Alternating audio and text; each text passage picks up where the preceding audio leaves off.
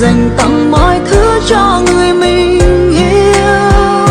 Nếu người ta đã nghi họ đúng, điều mình nói đúng cũng thành sai. Nếu người ta